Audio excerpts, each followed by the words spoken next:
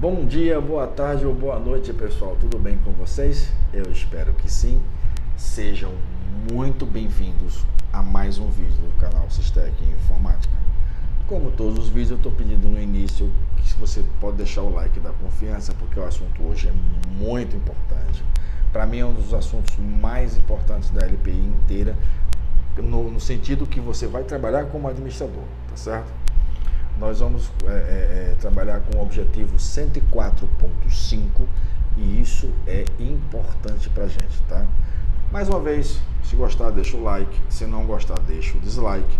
Se você é novo por aqui, conheceu, chegou por aqui agora, não é inscrito no canal, peço a vocês que se inscrevam. Compartilha com as tuas redes sociais, chama mais alguém, bora, vamos cadastrar lá, vamos aprender lá, que é o nosso grande objetivo aqui, certo? 0800, fique à vontade, ele é um curso caríssimo, tá? Então, estou passando para vocês 0800, tá? Bom, você tem que falar português para poder me entender, né? Porque o meu inglês falado ele é muito ruim, é melhor, eu consigo traduzir lendo, escrevo até não tão ruim, mas falando eu sou um desastre, certo? Eu sei que eu preciso melhorar isso, mas não é meu objetivo agora. Em todo caso, vamos lá no site oficial da LPI fazer a nossa tradução simultânea do objetivo 104.5, que diz o seguinte: manutenção das permissões de arquivos e donos. Aí estende-se para pastas, tá certo? Peso 3, tá? Candidatos terão que ter habilidade para controlar o acesso ao arquivo e fazer a mudança fazer a mudança de permissões, candidatos terão que ter habilidade para controlar o acesso a arquivos e poder fazer as modificações necessárias de permissões e donos desse mesmo arquivo ou pastas. Não é o que está escrito aqui não, é o que eu entendo. Áreas de conhecimento. Manutenção das permissões de acesso em arquivos especiais como os diretórios, tá? Ou arquivos regulares ou diretórios.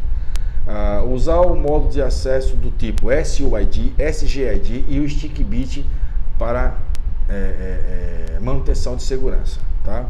Saber como mudar a máscara da criação, tá? Mais detalhes lá na frente. Garantir com o uso de grupos para acesso de grupos de membros daquele grupo ter acesso a uma pasta ou um arquivo. Os comandos são chmod, umesc, chown e chgrp, tá? Vamos lá. Primeiramente a gente tem que entender uma coisa, e aqui a gente não vai para o slide que eu preciso localizar vocês dentro do sistema de Linux. Cada usuário dentro do teu sistema Linux, ele é obrigatório pertencer a um grupo. E há dois tipos de grupos, tá? Existe uma coisa chamada grupo particular, que é uma função, e existe o grupo chamado users, tá? Que é o que seria o mais conceitual aqui. Na realidade, no mundo real seria o grupo particular e um grupo não particular, um grupo que eu teria um grupo de pessoas, tá? Cada usuário tem que pertencer pelo menos a um grupo. Se você focar isso numa empresa, o grupo é nada mais nada menos que uma seção na qual ele trabalha. Ele é uma seção de vendas, então tem todos os vendedores na seção de vendas. Ele é uma seção de gerência, ele é uma seção de diretoria. E o Linux ele trabalha o seguinte: eu tenho um grupo principal, que é aquele grupo a qual o funcionário pertence, gerente, vendedores, entre outros, e eu tenho os grupos chamados grupos secundários, que seriam grupos adicionais para aquele usuário. Dá um exemplo. Vamos pegar o exemplo de vendedores. Eu tenho 6 vendedores, então João, Antônio, Ricardo são usuários de vendas. Não vamos ver a questão de colocação de usuários aqui não, tá? Porque esse é o objetivo da 102. A 101 só fica na opção de permissões. Mas eu tenho um usuário chamado João, outro Maria, outro Antônio. Esses 3 usuários pertencem a um grupo vendas, tá? Eu tenho o gerente, que tem um grupo de gerência, tá? Mas eu tenho um subgrupo de vendedores, porque eu preciso ter acesso ao que esse pessoal está fazendo. Uma planilha, um arquivo de texto, seja lá o que for, eu preciso conseguir ter acesso a essas informações, tá? E a gente vai ver que Linux ele trabalha com uma forma de 3 opções, 3 partes da utilização disso, tá certo? Então vamos lá, seguinte, vamos ao nó. Tendo isso em princípio, tá? E aí vem o grupo particular. O que é o grupo particular? Grupo particular seria um grupo onde o nome do usuário ele é o mesmo nome do grupo, tá? Antônio, grupo Antônio. Esses detalhes a gente vai ver quando a gente for trabalhar em manutenção de usuários. 102, não é 101 ainda. Mas eu preciso entenderem o que é que a gente vai fazer aqui. Eu tenho um grupo particular e um grupo não particular.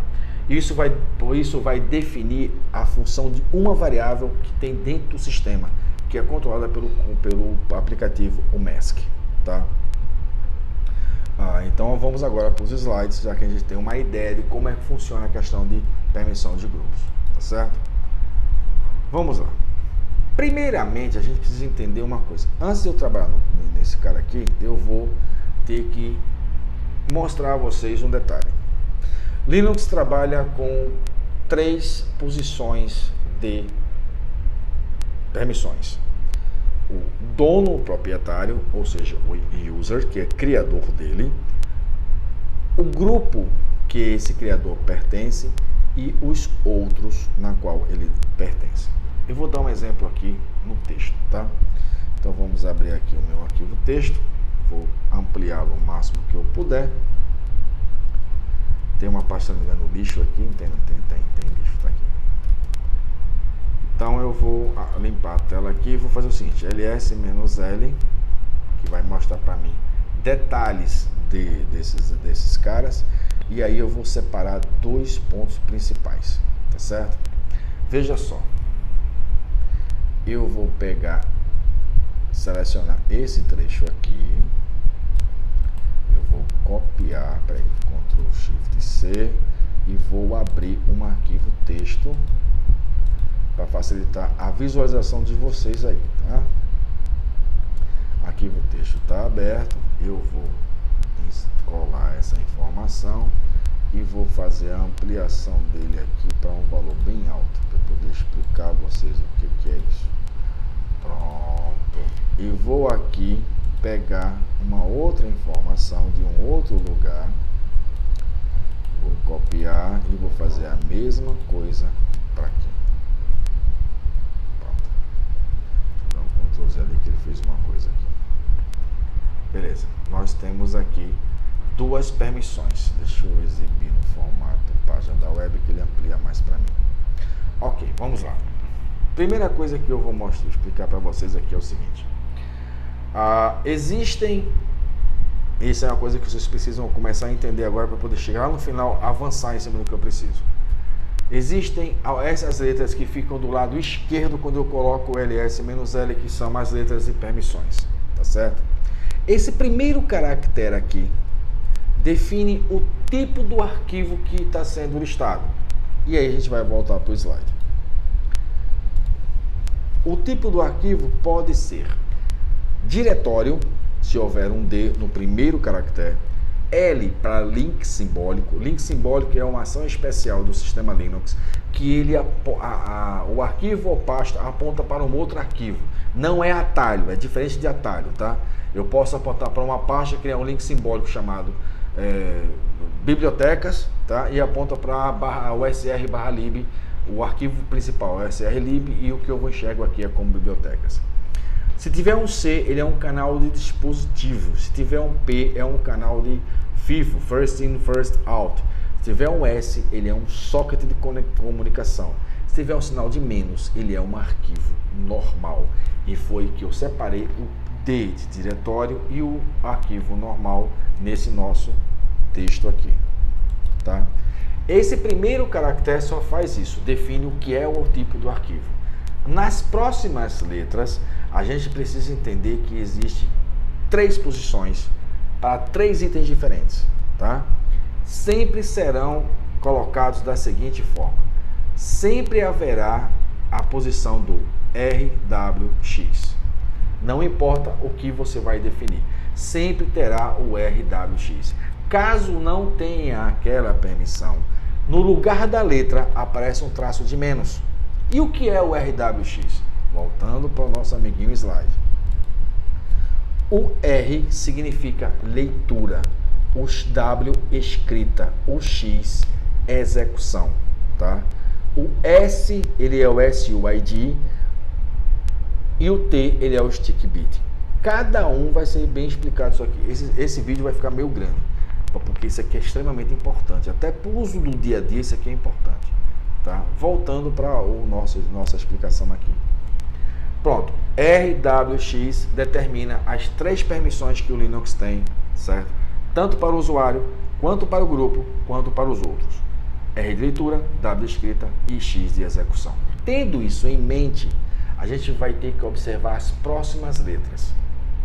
É uma sequência de 9 dígitos, 9 letras que vão estar na frente, tá certo? Que vão sempre se repetir. RWX, RWX, não tem um traço. Onde estaria a letra, há um sinal de menos, tá certo? As 3 primeiras representam ao usuário ou dono. São as permissões que o usuário criador ou o dono criador daquela pasta ou aquele arquivo tem, que ele tem habilitado. Aqui em cima já tem o primeiro caractere de menos, indicando que ele é um arquivo simples, ele é um arquivo texto, tá? Todo arquivo texto em Linux não tem a permissão de execução. Então vamos contar 3 caracteres. 1, 2, 3. Show? Quais são as permissões habilitadas aqui? Do usuário, do dono. Os 3 primeiros são o dono. O que está habilitado? Onde é que tem a letra? R de leitura, W de escrita. Falta o X de execução. Ou seja, esse arquivo não tem permissão de execução. Todos os arquivos em Linux acontece assim. É um arquivo novo, ele não tem permissão de execução, tá? Tendo esse primeiro trio em mente, ok, sei do usuário. Depois eu vou ter as próximas 3. 1, 2, 3. Beleza. R, traço, traço. É aqui que está o importante. Esse trecho é do grupo do dono, é do grupo do criador. O que é que o pessoal do grupo pode fazer neste arquivo? Só temos uma permissão, a de leitura. As outras 2, traço e traço, o primeiro traço representaria a gravação, não tem a permissão de gravação, e a outra representaria a permissão de execução. Não tem permissão de execução também. Esse seria o grupo do dono, certo? E as 3 últimas, R, traço, traço, lembra aqui, velho? R, W, X. Sempre vai ser essa ordem, nunca vai mudar, tá? Aqui seria os outros. E o que é os outros? Os outros são todos os outros grupos que não são do criador da pasta, tá? Tipo assim, eu vou criar uma pasta, eu vou acessar uma pasta, eu vou acessar um arquivo. O shell se comunica com a aplicação que está tentando fazer esse acesso. Você vai fazer a pergunta: o usuário que está criando, está tentando acessar esse arquivo, ele é o dono? Se a resposta for sim, ele vai usar as permissões do dono. Se a resposta for não, ele parte para a segunda parte. O grupo do usuário que está tentando acessar esse arquivo ou essa pasta é conhecido, é o grupo do criador ou um dos grupos do criador? Se a resposta for sim, ele vai usar as permissões do grupo. Se a resposta for não, eu já tenho um não no usuário, não no grupo, ele parte para os outros. Esses outros podem estar definidos que ele possa só ler, ele possa ler e executar, ele possa ler, executar e gravar, ou simplesmente ele não pode fazer nada, então ele vai ser negado à ação. Se isso seja para a pasta, seja para o arquivo. Nas pastas existe uma coisa diferente. Aqui na pasta eu tenho as 3 primeiras, RWX para o usuário, permissão total, tá? Depois eu tenho para o grupo R-X, ou seja, eu não tenho permissão de gravação, mas eu tenho permissão de leitura e execução, tá? Aí você faz, por que execução? numa pasta.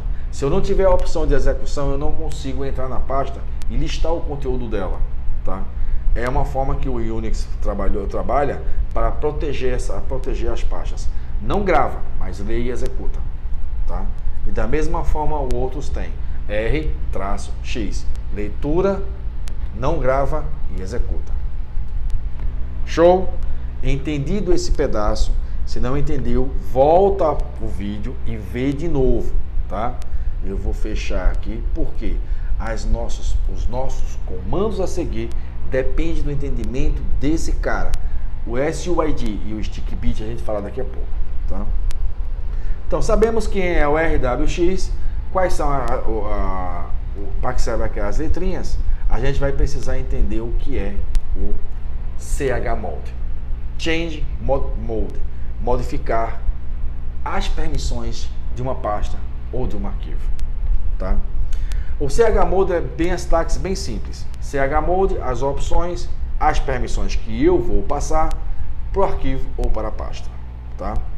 Então vou pular aqui. Então o que acontece? Eu posso passar alguns parâmetros. "-c", ele vai mostrar detalhadamente o que ele está fazendo. Estava antes a permissão A, mudou para a permissão B, tá? Se houver alguma mensagem de erro, ele vai exibir, mas se você usar o parâmetro "-f", ele não exibe. Modo verbose é parecido com o modo detalhado, só que o modo verbose ele bota uma linha. Arquivo tal, permissão tal. E o "-r" maiúsculo é o modo recursivo, onde eu aponto para uma pasta e todos os arquivos e pastas que estão dentro dela receberão as mesmas configurações que eu estou configurando com o chmod. E aí tem 4 letrinhas que a gente pode utilizar, chamado de UGOA. U, user, G, grupo, O, outros, tá? E o A são todos, ou seja, todos os 3, o A ele vai assumir todo mundo, tá? Uma outra forma, eu posso tirar ou colocar permissões numa pasta ou num arquivo, tá certo? Mas também eu posso colocar o símbolo de igual e dizer que eu quero que minha pasta ou meu arquivo seja exatamente igual ao que eu preciso, ou seja, chmod U igual a RW, certo? João, um arquivo chamado João receberá, arquivo ou pasta, receberá as permissões do igual que eu coloquei. Se eu quero adicionar ou retirar, eu boto U para usuário, mais W, adiciona a permissão de leitura, de gravação, ou menos W, estou tirando a permissão de gravação, seja do usuário ou seja do grupo. Lembrando, o root pode fazer o que ele quiser, mesmo que ele não tenha acesso ao arquivo, ele consegue mexer e gravar. Root é o root, esse cara está fora da cogitação, isso é para usuário comum, tá certo? Tá aqui informação, leitura, diretório, pronto. Aqui agora estão os exemplos, tá certo? Eu vou ler o exemplo linha abaixo da outra e vou explicar o que ela está fazendo. Chmod U igual a RWX, vírgula, G igual a RW. Então o que ele vai fazer? Ele vai transformar esse arquivo com as configurações que você determinou aqui. O usuário terá permissão de leitura, execução e gravação. O grupo só terá permissão de leitura e gravação, tá certo? Um determinado arquivo. Os outros já era, tá? Ele vai tirar os outros, tá certo? Chmod U mais X vai dizer que eu estou dando permissão de execução apenas ao usuário. Ele não mexe nas outras, as outras permissões ficam intactas junto do arquivo. Chmod O mais W, eu estou dando permissão de gravação a outros grupos, num arquivo ou pasta. Todos os arquivos que você encontra nesse slide, você pode referenciá-lo como pasta também. Chmod U-X ao arquivo. Eu dei permissão de execução em cima, agora eu estou tirando. Da mesma forma acontece com o G-X, eu estou tirando a permissão de execução para o grupo, certo? E embaixo eu botei chmod G-RX, ou seja, eu estou retirando as permissõmais de leitura e execução do arquivo para o grupo. Quando eu leio o grupo, primário / secundários, tá? E no final, chmod A mais X para o arquivo, ou seja, eu estou adicionando a permissão de execução para todos os meus 3 itens, usuário, grupo e outros. Detalhe, Não adianta dar permissão de execução para um desses usuários se você não tiver permissão de leitura. Como é que você vai executar algo que você não consegue ler? Não faz lógica. E aí entra um detalhe que é chamada permissão octal. A permissão octal, ao invés de trabalhar com as letras U mais W, U mais G, U mais X, ou G mais W, O mais X, não trabalha assim. Ele trabalha com a soma dessas permissões, na qual essa soma ele tem o 4, a leitura é o valor numérico de 4, que é o valor do bit de 4, o W é o valor de 2 e o X é o valor de 1. A soma de todas as permissões dá 7.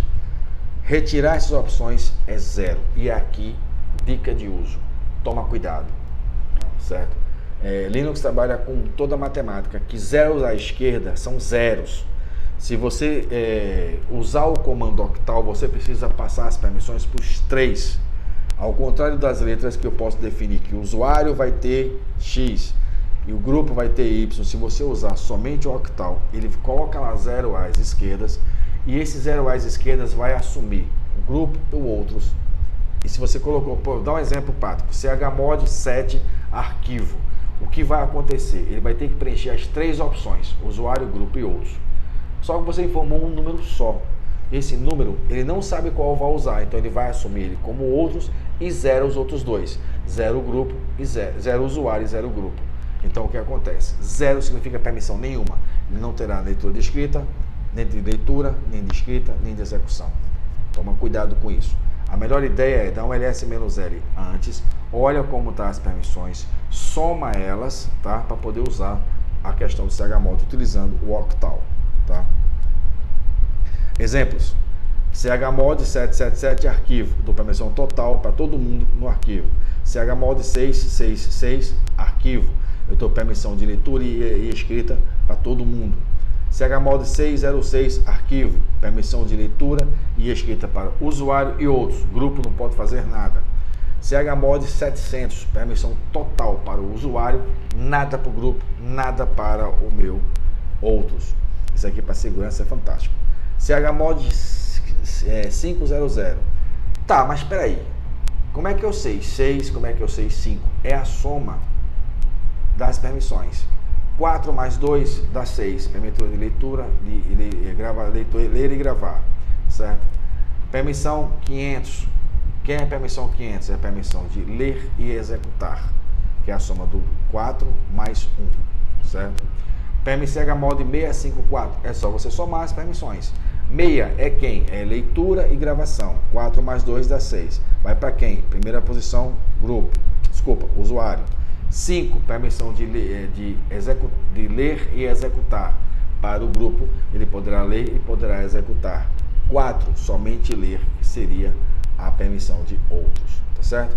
E por fim, não menos importante, é o chmod 755. 7, permissão total. 5, leitura mais a execução, que é a soma do 4 mais 1, para o grupo e para os outros. Tá? Isso é o chmod, tá certo? Tá, o chmod. Mas tem mais coisas ainda pela frente. Existe uma coisa chamada SUID/SGID. LPI cobra SUID. O SGID vai de bônus, tá certo? É o seguinte: nem tudo no Linux você vai ter acesso total de fazer qualquer coisa, tá? Por exemplo, eu tenho dois arquivos aqui, o ls-l/etc/shadow, ls-l/usr/bin/passwd. Passwd 102, mas ele é o aplicativo que manipula senhas. Digita a senha, o usuário pode trocar a sua própria senha. Mas se você for observar as configurações que estão aqui, ls-l/etc/shadow, em Red Hat, ele vai ter 400. Ou seja, quem é 4? Leitura. 400 indica que o primeiro que eu informei, que é o usuário, ele apenas pode ler.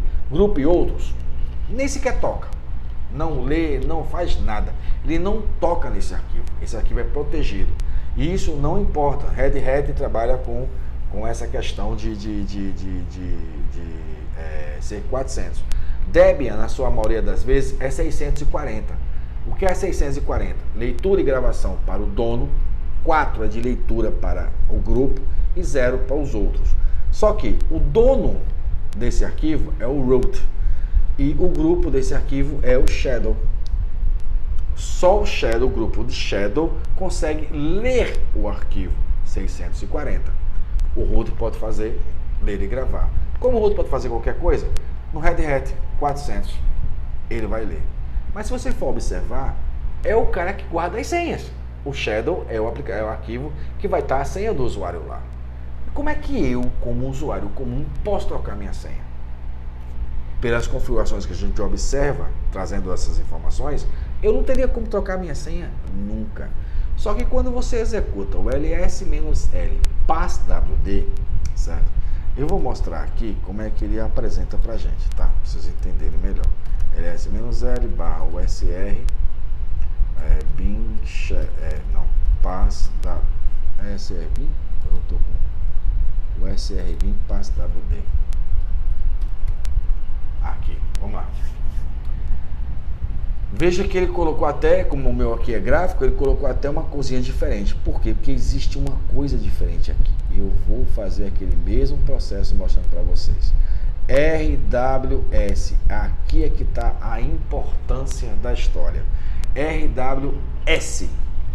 O que danado é esse S? Que eu falei RWX, e agora apareceu um tal de S, que está na posição do X. Esse S. Vamos voltar para cá. Esse S é o chamado SUID. Ou simplesmente SUID. O que é que esse cara quer dizer? O seguinte. Quando a aplicação, isso é na aplicação, tá? Quando a aplicação ela encontra o SUID, informa ao shell que não importa quem está fazendo a execução, ele será executado como o dono do arquivo. O dono do arquivo. Preste atenção. Ele será executado como dono do arquivo. Vamos lá. Quem é o dono do arquivo do etc passwd? É o nosso amiguinho chamado root. Se eu sou o usuário Alexandre, passwd e teco enter, ele vai executar o arquivo passwd, mas não como Alexandre, e sim como o dono do passwd, que é o root. E o root pode fazer o que ele quiser em qualquer lugar. Então, ele tem permissões de gravar dentro do arquivo shadow, que é o arquivo de gravação de senhas, tá certo? Esse é o SUID. Quando você executa o SUID em cima de uma aplicação, em cima de um arquivo ou coisa ou outra, e ele representará lá na posição da execução, lembra, RWX, ele vai ser aqui no X, que ele vai fazer a representação. Se o arquivo tiver permissão de execução, ele colocará um S minúsculo. Se o arquivo não tiver permissão de execução, ele colocará um S maiúsculo. Mas tudo será usado que quando aquele arquivo for acessado, for necessário, ele não usará quem está acessando, e sim o dono, o proprietário daquele determinado arquivo. Isso é o SID. O que eu falei tudinho que é aqui para vocês é só mudar para o SGID, que é a mesma coisa, tá? Só que dessa vez, ao invés de ser do usuário, será baseado em cima do grupo. Aqui seria a forma de eu transformar e passar o SUID para um arquivo. chmod, U mais S, arquivo. Lembrando, maiúsculo não tem permissão de execução, minúsculo terá permissão de execução, por isso que o S vira minúsculo. Por isso que o S vira minúsculo, tá certo? Vamos lá. O stickbit ele é usado para proteção da pasta, para evitar com que dentro dela pessoas não autorizadas, ou seja, o dono do arquivo, ele pode simplesmente apagar um arquivo, somente o dono. Outro usuário não vai conseguir. Isso é o stickbit. chmod, O mais T, ele protege lá na posição de outros, tá certo? Uma pasta, no caso aqui eu dei o exemplo como o TMP, tá? Ele vai trazer T minúsculo se tiver permissão de execução, T maiúsculo se não tiver permissão de execução, mas ele protege a pasta. Isso é muito útil para evitar uma pasta compartilhada, ele não ter acesso à gravação, ter um usuário não conseguir apagar o que um outro fez, tá? E aí entra o valores padrão, que vai entrar na questão da variável. É importante entender isso aqui. Toda criação de uma pasta, ele sempre será criado com as permissões 777, usuário, grupo e outros, tá? O arquivo sempre será criado como 666. Veja que ele não tem a permissão de execução, que é a soma do 7. 6 é a permissão de leitura e gravação. Ok? Fantástico. Esses dois caras aqui, quando você cria um arquivo novo, quando você cria uma pasta nova, ele não cria dessa forma aqui. Ele vai olhar essa que é a permissão padrão e vai subtrair o valor da variável, o mask, tá? Então vamos voltar para aqui e eu vou dar aqui, ó, echo $, o mask. Não, o mask. Ele me devolve aqui o valor 00022. Então, se eu pego o seguinte, 777 0777 e subtraio de 0022, eu vou ter a seguinte permissão. Vamos trazer o texto aqui. Deixa eu pegar aqui o texto, documento em texto. Aqui, tal, 44. Eu tenho aqui, ó, 0777 e vou tirar de 0022. Eu vou ter um resultado chamado... Deixa eu exibir aqui, fica mais fácil. Aqui eu vou ter o resultado 7, 5, 5. 2 menos para 7, 5. 2 para 7, 5. 0 para 7, 7. Se eu criar uma pasta, eu vou ter, no final da execução da criação do mkdir na pasta, eu terei essa permissão sendo usada, tá? Da mesma forma seria a criação de arquivo 666, eu teria 446. 644, ele traria essa informação para mim, tá certo? Ou seja, meu usuário teria permissão total, mas grupo e outros não, somente leitura. Isso é o conteúdo da minha variável chamada o mask, tá? Deixa eu botar aqui de novo, que já está faltando assunto. Beleza. O que define essa variável é aquele que eu falei, grupo particular ao grupo users. Se eu for usar o grupo users, eu recebo como 022. Nesse meu computador aqui eu uso o grupo users. Se eu usar o grupo particular, ele é como 002. Então ele vai dar permissão total para o usuário e grupo, e outros ele vai deixar como 2, tá? Lembrando que o grupo particular, o grupo do usuário é o próprio usuário, então não tem gente ligado a ele, certo? Aonde está definido isso? Em dois lugares. Na pasta /etc, no arquivo /etc/profile, que é geral para todos os usuários, e no arquivo também chamado bashrc, tá? Se você tiver Debian, esse arquivo bashrc não está assim, está bash.bashrc. LPI só cobra bashrc, tá certo? Isso eu mexi nas permissões as permissões de grupo e outros. O CHOWN, ele vai mexer no dono da pasta que eu criei. Eu criei uma pasta, recebi o nome de Alexandre, tá? Ou então criei na raiz, então recebeu como root. Eu preciso trocar esse dono. Quem faz isso é o CHOWN. Parâmetro "-r", que é o único parâmetro dele. Tem o V também, mas não adianta muito. Que é o do verbose, que é o recursivo. Eu aponto para uma pasta e todos os usuários daquela pasta, subpasta, arquivos, serão mudados para esse usuário. Então, ele modifica o dono e o grupo, mas não olha muito o grupo aí não, que a LPI cobra o outro comando. A sintaxe é simples. CHOWN, usuário, tá? A pasta ou arquivo, se tiver o "-r", ele muda todo mundo. Se não, ele muda somente do usuário. Mesmo que o CHOWN mude o grupo também, a LPI cobra esse comando, chgrp. É esse comando que ela vai passar para vocês, que ela vai cobrar de vocês, tá certo? Usa o parâmetro "-r", como acontece com o CHOWN, e ele modifica o dono, ele modifica o grupo daquela pasta, tá certo? Por exemplo, eu criei como usuário o root e eu preciso trocar o grupo dessa pasta para diretoria, ou para vendas, ou para supervisores, tá certo? CHGRP, o grupo e a pasta ou o arquivo na qual vai ser usado, certo? E aqui encerra o 104.5, tá certo? Que tem o peso, segundo a LPI, peso 3, tá? Consequentemente, esse vídeo também vai ficar por aqui, tá certo? Esse vídeo não é um vídeo curto, já estamos aí com alguns minutos a mais do padrão que a gente coloca lá, mas é um assunto que precisava realmente de detalhes para poder vocês entenderem o que é cobrado na LPI, tá certo? Mais uma vez, se você gostou, deixa teu like, tentei explicar da melhor forma possível, tá certo? Se gostou, deixa teu like, se não é inscrito no canal, te inscreve, compartilha nas tuas redes sociais, ajuda a gente a crescer, peço ajuda a vocês, é por causa de vocês que esse canal existe, é por causa de vocês que eu estou fazendo esse trabalho, tá certo? Coloca Jesus no teu coração e até o próximo vídeo. Um abraço a todos.